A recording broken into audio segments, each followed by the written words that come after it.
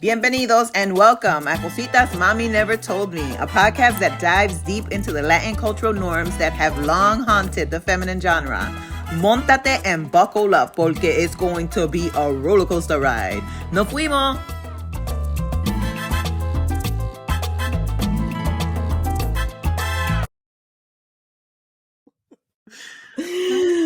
Hi.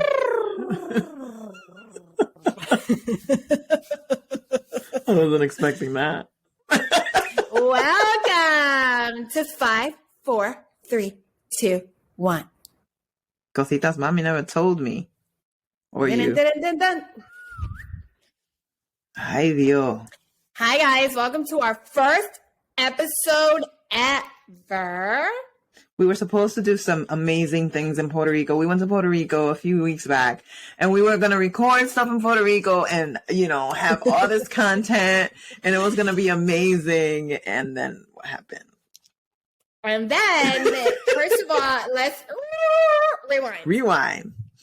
Welcome to the first episode of Cositas Mommy Never Told Me, a podcast that is going to take you through so many different emotions, so many different, oh my God, me too. Mm-hmm.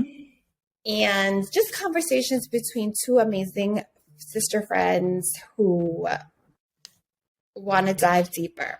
But as Diana was saying, we had planned to go to Puerto Rico because we were chasing Daddy Yankee. Because for me, as an adult, I have to have semi-excuse to go somewhere if it's not work related because I have a daughter, responsibilities or whatever. So were we chasing Daddy Yankee? No, we weren't. We don't like chasing.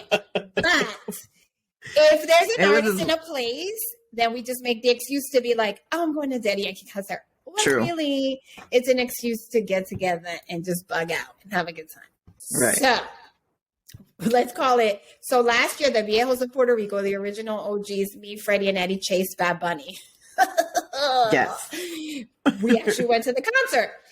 This year, we chased Daddy Yankee. He canceled, but we kept the trip because we had already had all of our hotel, our flights or whatever. So me and Dee said, this is going to be great because we're recording for the podcast and we're going to have so much content and we're going to record 2 episodes. And then, oh gosh, we traveled with Freddie, who is a mini version of Diana. And we literally had things to do. Absolutely not. Meaning, schedule things. Okay. Yes. Literally, we were in Puerto Rico for 3.5 days. And for 2.5 of those days, we were up and out of the house at 6 a.m. Yes. Okay. Mm-hmm. We wouldn't get back, which was amazing. We did zip lining. We did culebra. Catamaran was great. But that literally put this podcast at not the back burner, but the non-existent realm of bitches ain't gonna record a damn thing. We didn't get it. And then more importantly, we found ourselves just living life and enjoying the situation. And it was a great trip. Because we could have had shit at La Placita. We could have had shit at Culebra. You know what happened? In my mind, I was like, what about the sound quality? We should have still did it. We should have fucking just did it. And Hobie Beach. We could have had shit there. That gives us another excuse to go back to Puerto Rico. And it could be a content trip and we can expense it. Porque nosotros when we go to Puerto Rico, well, let me rewind. Cuando nosotros vamos a cualquier sitio, we always know. Go anywhere. Yeah, we always know how to manipulate lines, how to get stuff a little cheaper, how to get stuff maybe free. You know what I'm saying? We got to show you a little bit of that. We got to show you a little bit. But yeah, we did have a great time. We actually... We were planning on recording on a day where it started just pouring. It was pouring rain, and we were at the Kioscos of Luquillo in Puerto Rico, and ended up, and I forgot what was the guy's business name. Oh my gosh, he was right next to a Mojito. It's right by Mojito Lab. It's right by Mojito Lab. If you ever go, look him up. It's literally amazing. It's like Wet Willie on steroids, right? Oh my gosh! And then he DJs so much better. And he DJs. So then he was dropping all this freaking Big Pun, Tego Calderon, and it was pouring rain, and we didn't care. We were jamming and all this stuff, right? So we then had that content. I took some video content of that. That was. I don't know. I hope not. So then Rocio said, D, I think we should go back to the Airbnb and at least record one episode. And I was like, okay, I'm down. And then the dude started dropping freaking Jumpa and esos 540, and there that went. Yeah. So basically, we caught up enjoying life. It didn't pop off. Actually, one of the things Mommy never told me. Yes. To enjoy life, to live the moment, and not care about what la gente diga, to like, you can be a mother and enjoy yourself too. Like, so many things come back to Cositas Mommy never told me. Like, yes. So many. So why did this come out? Why did Cositas come out? You say, why? Because you know, her and Rocio and I, we always chit chat, we always talk about life, period. And how did this come out? The fruition. So today's episode Diana, yes. So today's episode is, first of all, if you're tuning in, this is what these episodes are going to be. Just chat, just like good conversation. We're going to talk over each other because that's what Latinas do. That's what all brown women do. Actually, that might be what all women do. Because that's how we have conversation. We are blessed with the ability to multitask and multi-communicate. So as I'm talking to her, I'm literally listening to what she's saying as well. And I'm going to comment on top of what she said. She'll comment on top of what I said. And literally the conversation will be, we'll talk politics, we'll talk sex, we'll talk relationship, we'll talk what's going on in the world, literally all in one sentence, and it'll probably come out in Spanish and in English. But Cositas Mommy Never Told Me was born because Diana had an amazing podcast called Dose of Diana, and she had been hosting on her own. And then what she didn't know is that privately on my end, I was like, oh my God, Diana's really good. I've always wanted to do a podcast. I've done a lot of interviewing. Like I used to be, should I say correspondent? I guess I'll call myself a correspondent. Yeah, girl. Not really, but you know what I'm saying. We'll give ourselves that title. I was doing some correspondent work for Latina during the elections, and then throughout my career, I've always done panels or done whatever, which I really enjoyed. I love talking to people, interviewing people, whatever. But the Latina experience really kind of highlighted the fact that I really love having these conversations on bigger platforms, and that I'm really good at it, and that people enjoy whatever I'm talking about. So I had been praying about doing a podcast. I just didn't know what I wanted to do. Like, would it be like, at first I thought it would be like having conversations with other Latinas, whether professionally, regardless of what field they were in. I just didn't know what I wanted it to be, but I knew that I wanted it to have a Latina voice in a sense. Like, obviously this podcast can be for anyone, predominantly women, even though I feel like men should listen to it because they can learn a lot from these conversations that we're going to have. Take notes. Like, Diana's going to walk you through some of the episodes. So please get your notepads out, and we need a 3 to 5 subject notepad per season. But then I don't even remember exactly, but Diana and I always unpack a lot of shit. Like, it could be like what's happening in our relationships, what happens at work, spiritually, what we're feeling, what's happening in the world. And then I was just like, damn, I don't know if I said, I wish my mom would have had this conversation with me, and then we were both kind of like, yo, I feel like there's so many women who, whether or not you have that tribe of women that you can be 120% transparent with, regardless if you feel insecure, regardless if you feel stupid, regardless if you feel like this is just me, or not, I felt like we should create a platform to have those difficult conversations. Some are fun, some are not, some are serious, some are going to be way more in depth. But I just feel like it's so necessary to create this safe space where you can just listen and have your opinion, and your story is going to be different from ours. But I think culturally and generationally, we as adult women, now mothers and wives, have realized that we could have benefited from potentially our moms being more transparent about various things in life. From Diana will walk you through. Diana will walk you through from what to what. Yeah, some of the episodes that we were thinking about providing you guys. Well, first of all, before we go any further, I would just let y'all know that, you know, if you're the type of person that clutches her pearls when something this ain't the podcast for you, or put them on and clutch them. You can listen to us. You don't got to tell your friends you listen. You can share the information. Be like, oh my God, you should have heard these crazy ass girls talk about dick size. Yeah, because one of our episodes just happens to be Big Dick Energy. And not saying that that's like one of the best episodes, but that is a really good one. But, you know, just to go over, we talk about pessimistic moms. We talk about Latina guilt. We talk about Afro-Latina isms.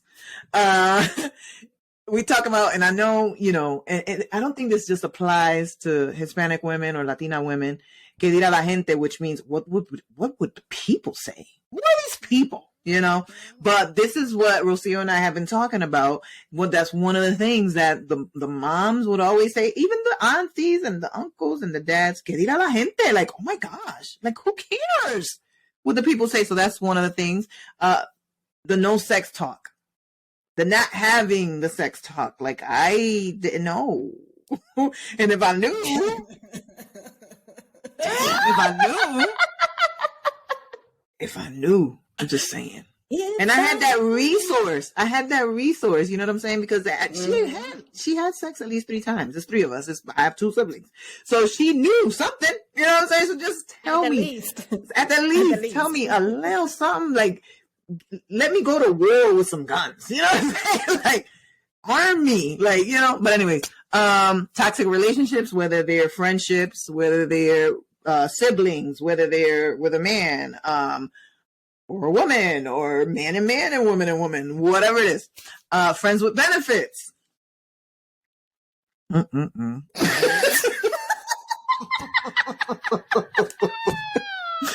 Friends with benefits. I'm gonna leave that there. Self-esteem, and then another one that we were talking about was the code switching. Whether it's at work or with your friendships or whatever. Because I know I've noticed people that code switch in their friend circles, right? And it's not only at work, like, you know, because I put it on in my job. Hey, hello, hi, how are you? But some people code switch. Some people code switch. This is Diana. How's the weather? Hold 1 second, please. Bitch, put the volume down. Exactly. Hi. Exactly. Or when I was, because I used to answer the phone at work, and the person on the other side be like, "Bitch, what's up, girl?" But I've literally seen people code switch in their friend groups, and I know they are because I keep up with them.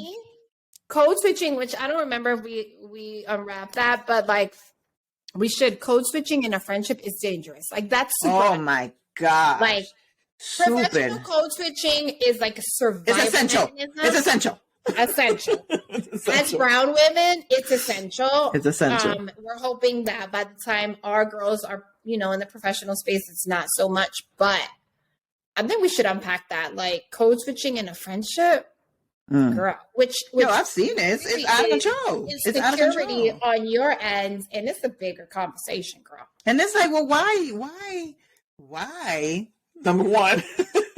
Number two, if these people don't know the real you, then why again? Like, I don't understand. And I've said that to people, and I've lost well, I haven't lost them, but they just, they're just like, oh, make excuses for other people. But I just don't see the reason, especially when people get older. Like, it's just, if people can't be around you, your real self, then fuck them.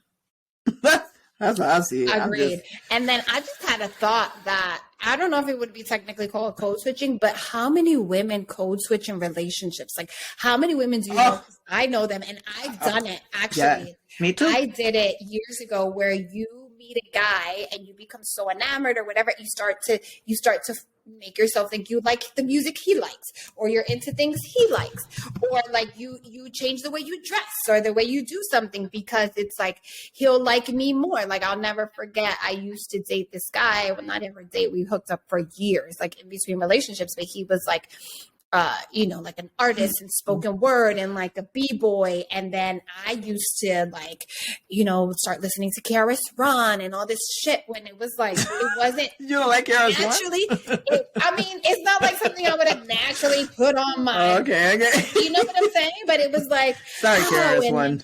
I wanted to go to like b-boy events and like whatever, when it's like, yeah, it was cool, I enjoy that stuff, but it's not something that I naturally gravitate to. Mm-hmm. So I did it. I was a 5%er girl, me and your sister.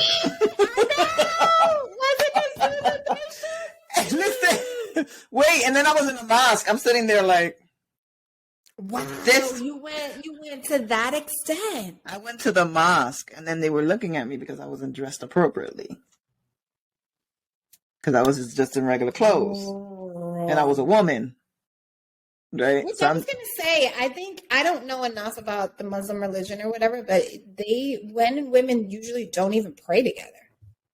Right, but I went to the mosque, and I sat there. Yes. Yeah, and I was like, is his dick really this good? As I was sitting there in the mosque. I'm sorry, Lord. Diana, it's the first episode. Diana. I'm sorry. No. I'm so sorry. Just lost 10 followers. 10 listeners. I mean, listen. Clutch their pearls.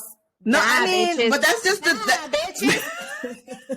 that's just that honestly and transparently. That's the thought that I had. I was like, is this really worth it? Like, I looked at him, and then I'm looking at this whole thing, and then after that, it was a wrap. Like, it was like, no, it wasn't worth it at all.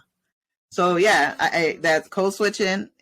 Okay. So we talk about everything. Latina moms. We talk about self-care. We talk about everything. So hopefully you will enjoy and continue to listen, share, tell people to listen, watch us, because we'll be on YouTube as well.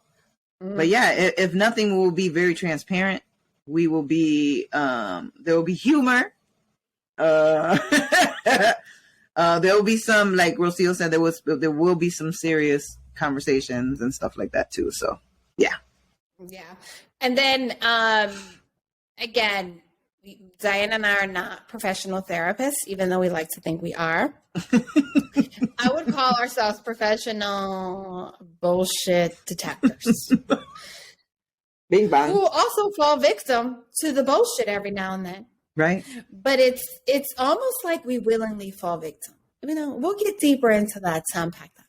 Mm-hmm. But I thought it'd be great if we told you guys a little bit about us professionally, personally, as women, so that you get to know us as people, and then as you continue to listen, you kind of start to understand, or not really. It's probably never going to understand, but who we are as people.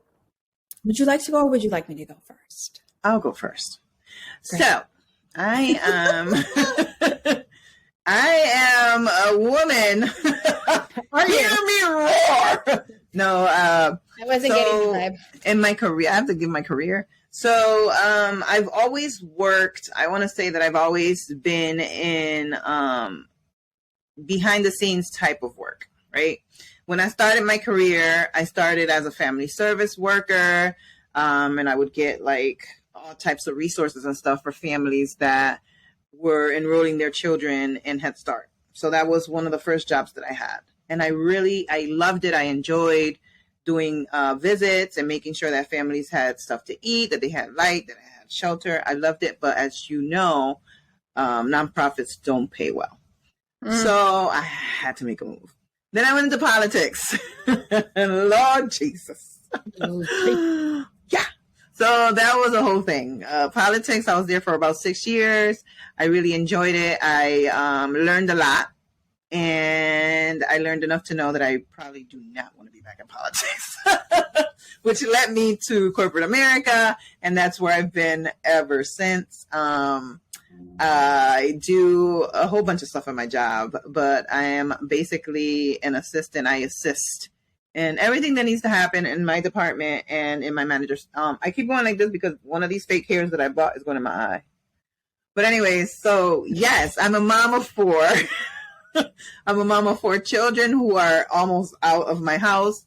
I have a 16, 17, 22, and 28. 28 is already out the house. 22 is on his way out. And then I have 2 high schoolers. So I am nearing that empty nest situation. I'm a married woman.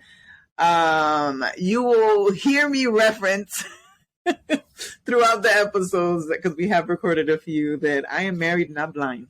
So therefore, no disrespect to my husband, but I did have a life before him.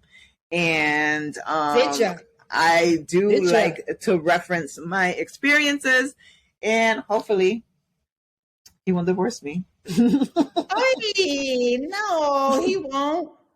Well, I'm very transparent, and I like to share my experiences. The reason she says that is because he's very conservative. He's very conservative. A little bit. Yeah, he's a little conservative. Selectively conservative. But, yeah, we love him nonetheless. But, yeah. And so, yeah. And as Rocio said, I did have a podcast. It was called Dose of Diana. I really like doing it. I did it for about 3 years. And I did have a small fan base locally. And but it's very hard to continue to just talk. And that's just being very honest. Just talk. It felt like I was just talking to myself.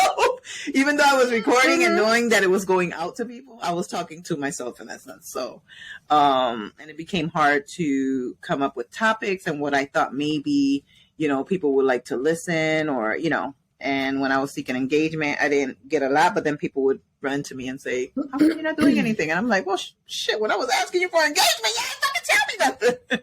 So that's the funny thing that you mentioned that, because when I was thinking about a podcast, I was like, yo, kudos to people who have podcasts where they just talk. You know what I'm saying? Because that shit is hard. It's not only hard, but it's like, maybe it's just me. I don't know if it's my concussion or whatever. It's like, there's topics like, let's say the no sex talk or whatever, that I would want to like talk about. But absolutely. For me, feedback in conversation is when it sparks those other things that you're exactly like, oh yeah, and this, and I wouldn't have done this, and like whatever.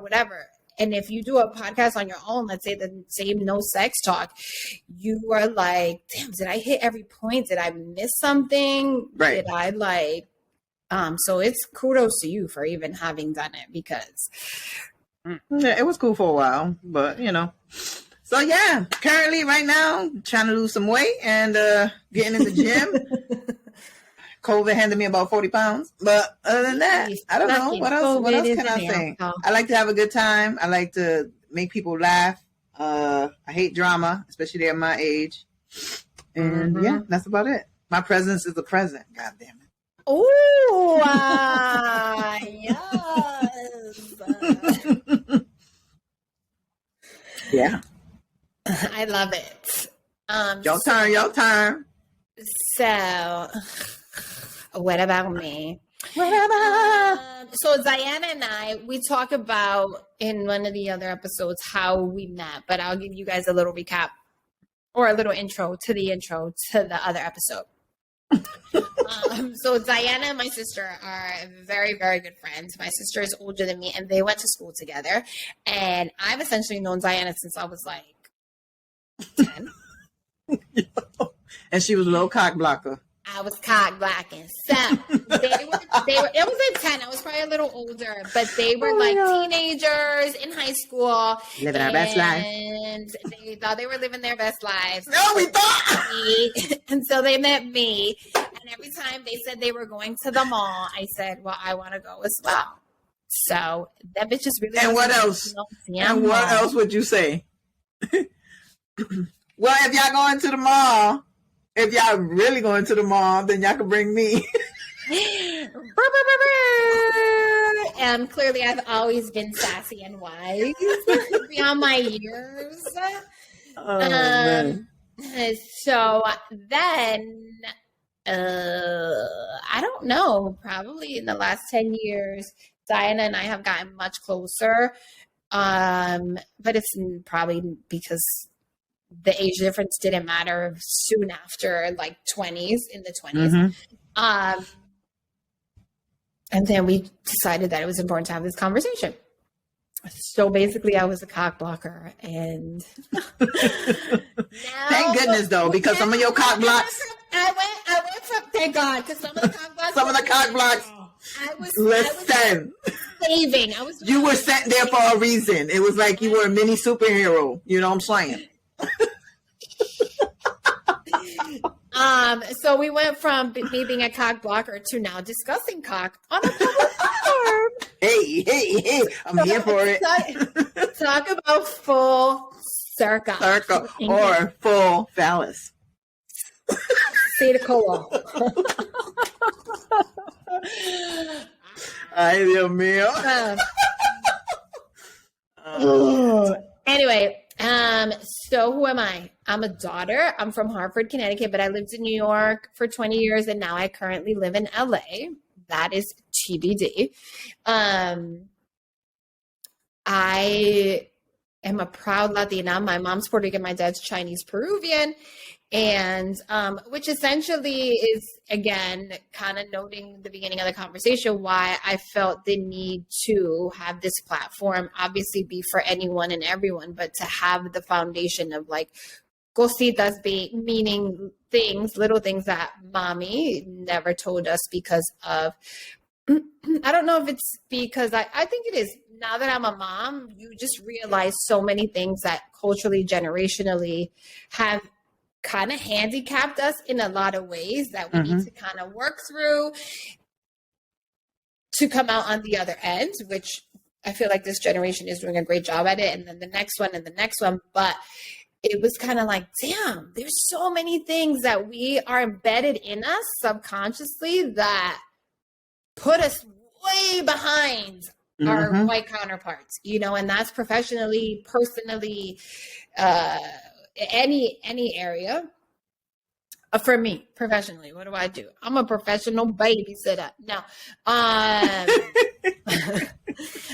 build brands for people.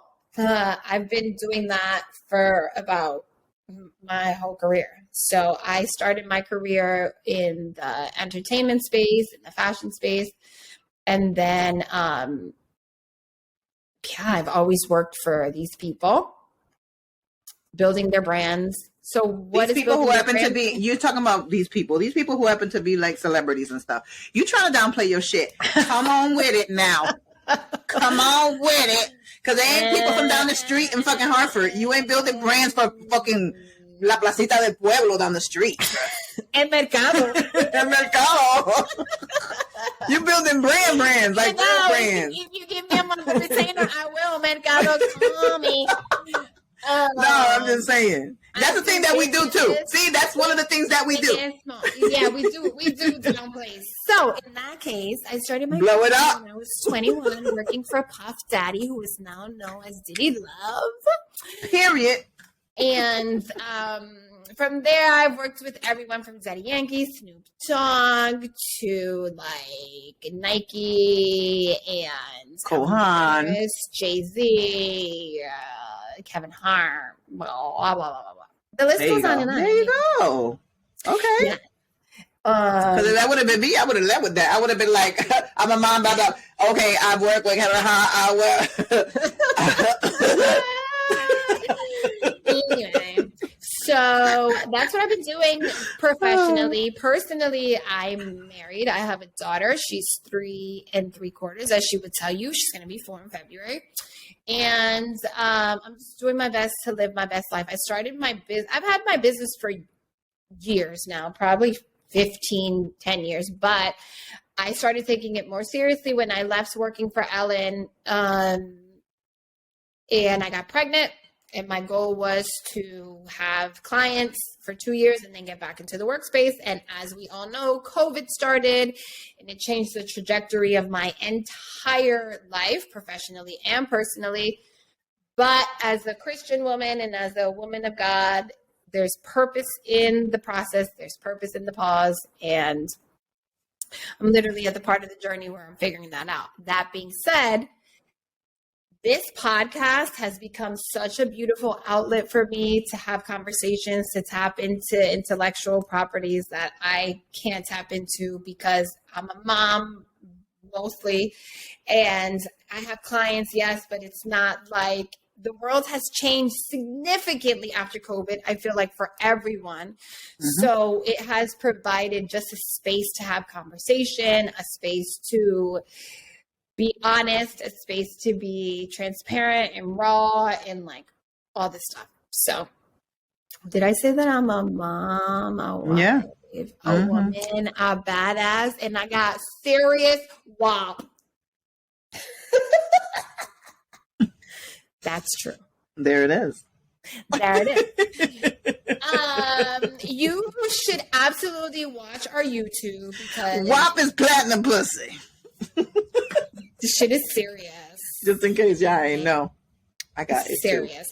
I mean, they know Cardi B, she created WAP. They better know. I'm married. Like Diana said, I'm married, not blind.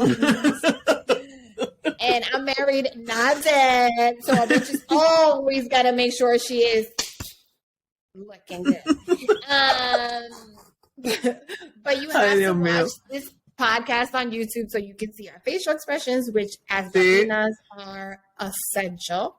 And what else do we want to talk about on this podcast? This is the introduction to Cositas. Just the introduction, just to let people know to come on and listen, give us a shot while you run, while you're cooking, while you're, bringing your kids to wherever they're going, basketball, freaking volleyball, track, whatever. Do not put this podcast in your car with you. No, while they're, they could. While you're transitioning on your own.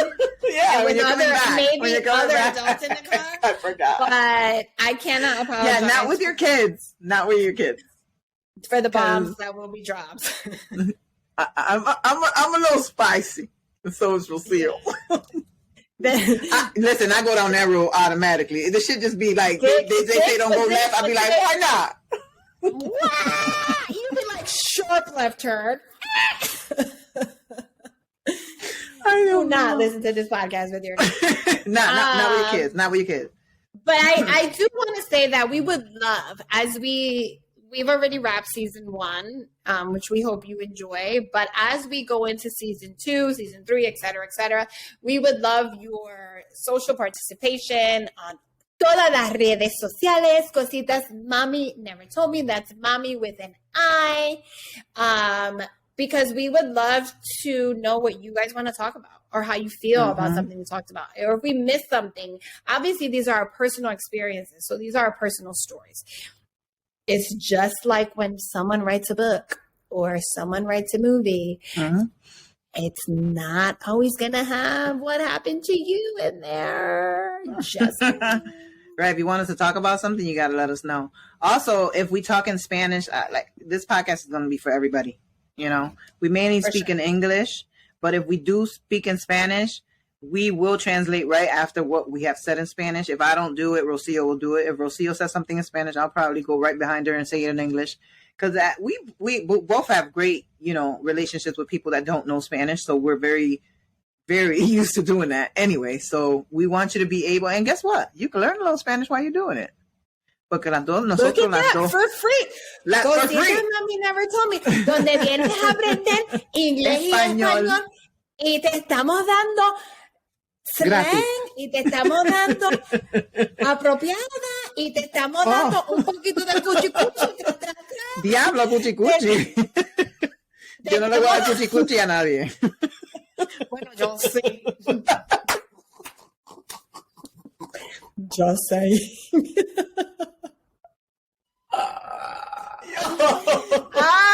Coochie coochie. That's funny. Just saying. Oh, and before we end, we do want to preface this by saying I already said we're not professionals, but we can be for an additional fee. This year for me, 2023 is about peace, purpose, and pay me. So yes, if you do need some professional advice, hit me up. Both therapeutic and how to build your brand. But I did want to say that I love my mom. She did the best she could. This is not a personal attack on my mom, on Diana's mom, or on mothers. As a mother myself, I know every day we don't know what the fuck we're doing. We're literally just doing our best, following our intuition, listening to our gut.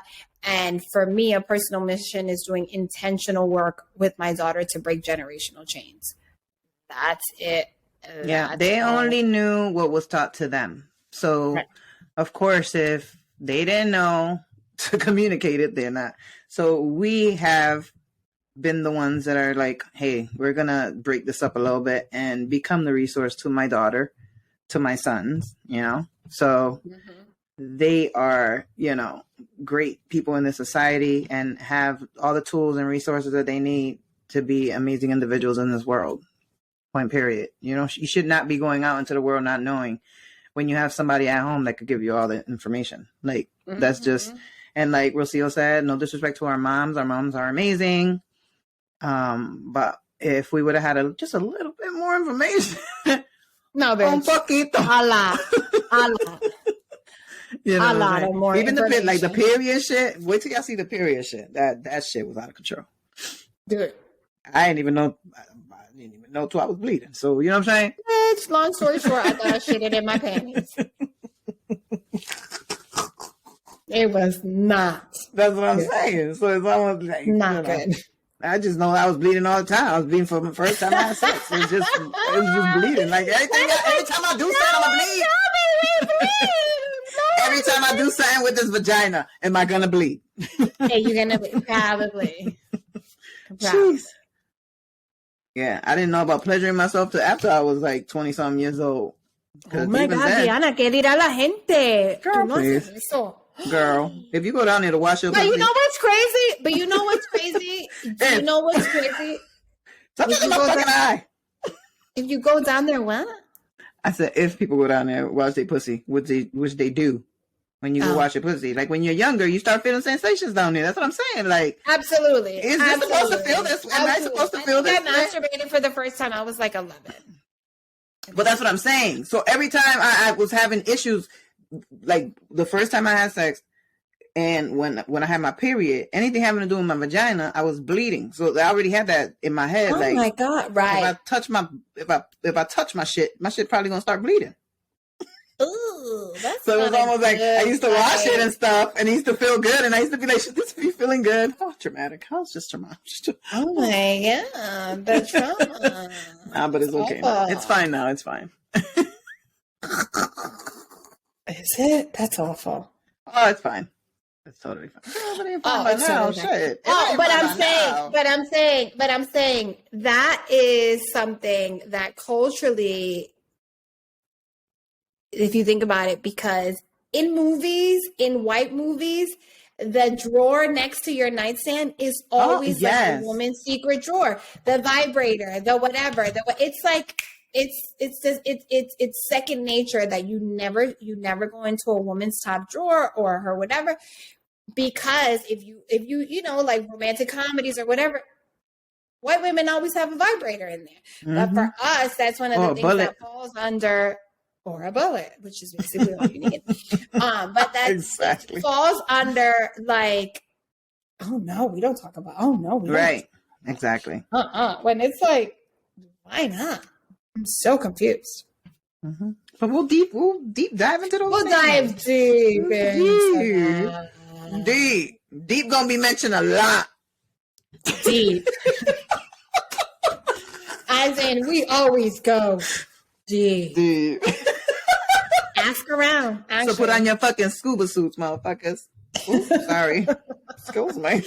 Because we going. Got a little hood. Deep. Anyway,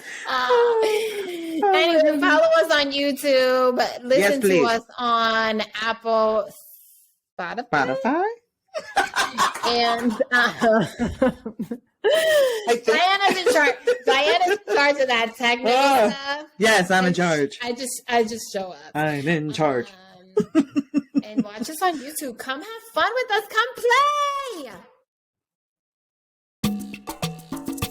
Gracias for listening to Cositas Mommy Never Told Me. We hope you loved this episode. Make sure you subscribe, follow, and share Cositas Mommy Never Told Me on all your social channels. Todas las redes sociales. And don't forget, if you want in on the real tea and see all of our reactions to the craziness, watch this episode on YouTube. ¡Qué bochinche!